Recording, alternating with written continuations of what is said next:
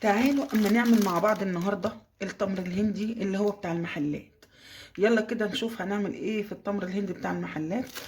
هنحط هنا كيلو سكر اهو،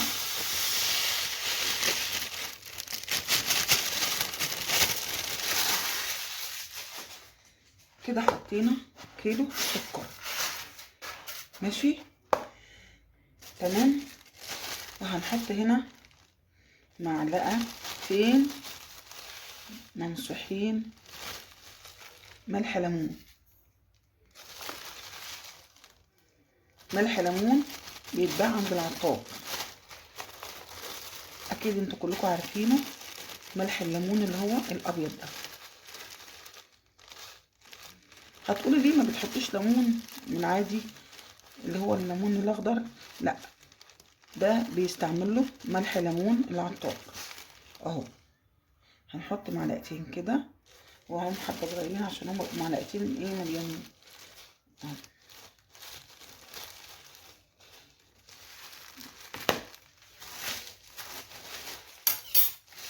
هنقلب بقى كده كده مع بعضه اهو. ملح الليمون مع السكر، شايفين يا حبايبي؟ طبعا انا جبت من عند العطار ملح الليمون، هما 3 حاجات لايه لتمر الهندي، وزايد عليهم السكر كده. هنحط كده، حطينا لمينا كده الملح الليمون مع السكر زي ما انتم شايفين. لو في سكرايه غامقه شويه تقدروا تطلعوها كده اهي. شوف سكرايه غامقه اهي كده. قلبنا ملح الليمون مع السكر بالشكل ده، اندمج مع بعضه اهو. هنجيب بقى ايه دي، في اجانس تمر الهندي ولون التمر هو عامل زي البودره.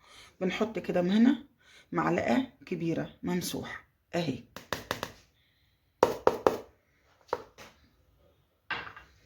وبعدين برضو ايه بنقلبه كده برضو على بعضيه. خلوكوا كده درجه درجه علشان الحاجه تطلع معاكم مظبوطه كده. هنقلب كده. بضيف من عندي بقى معلقه عسل كلوكوز علشان يعمل ميكس مع الاجانس. شوف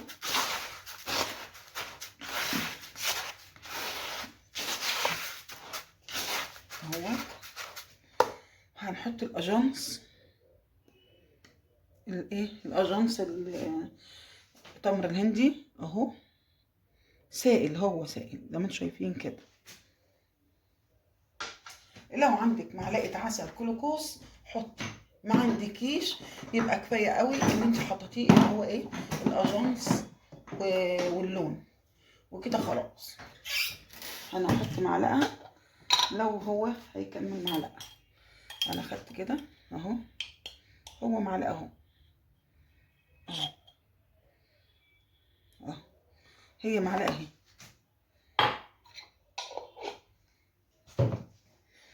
هننزل ده مع ده كده معلقه عسل كلوكوز اهو. ده بقى بيدي ايه تلميعه جدا للتمر الهندي، وبيديله ايه مزلقه، يعني تبقى فيه لزقه كده، سكر حلو قوي، وتلاقي التمر الهندي كده فيه لمعه وهو ايه في الميه. انا بعمله كده مركز وهعبيه في الايه في جردل بلاستيك او علبه بلاستيك، او عايزين تعبوه في اكياس عبوه على قد الكميه اللي هتحطها في العصير إيه تعملوا بها الكميه، لانه هو اصلا انا بعمله كده إيه هيبقى هو كده مركز. هياخد لو انا عملته كده في ميه هياخد ميه كتير جدا، فانا بعمله باخد على قد المشروب اللي هنشربه. شايفين؟ طبعا انا كده اهوت إيه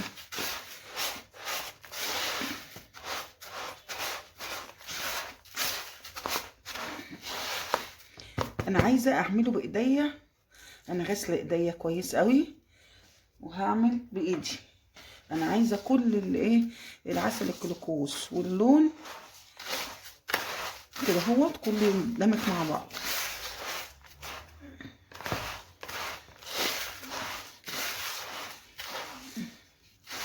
كده، كله اندمج مع بعض كده.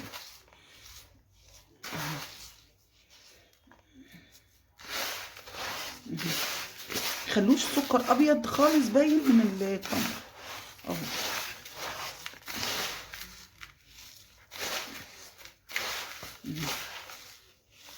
شايفين يا حبايبي؟ يا ريت تكون معلومه وصلتكم حلوه، معلومه جديده ومفيده لكل بنت صغيره متجوزه لسه جديد ما عندهاش فكره بالمعلومه. خدوا بالكم من الشيفات من الطباخين، وخدوا بالكم منهم وشوفوا بيعملوا ايه وركزوا عشان تبقوا شطار جدا، وما تشتروش الحاجه غليت. الحاجه غليت وديكوا شايفين في رمضان، اللهم بلغنا رمضان على الابواب، ومحتاجين لكل الحاجات دي في البيت.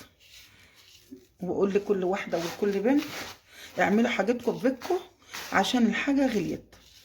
كل حاجه هتغلى وغليت فعلا.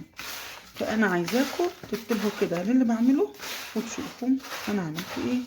خلاص كده حضراتكم اهو، خلاص بقى كده بالشكل ده، بقى بالشكل ده خلاص اهو كده خلاص.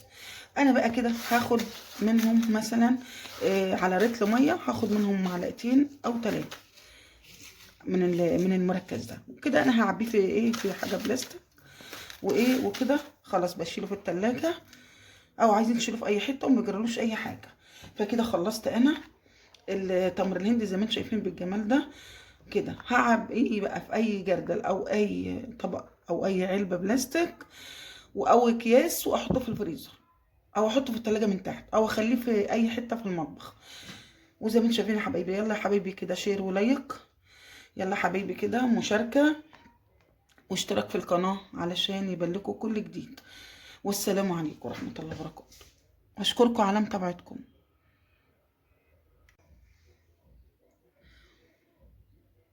زي يا حبايبي ما انتم شايفين كده، بعد ما عملت عصير تمر الهندي اللي هو بتاع المحلات، قلت اما اصب قدامكم كوبايتين علشان تشوفوا العصير.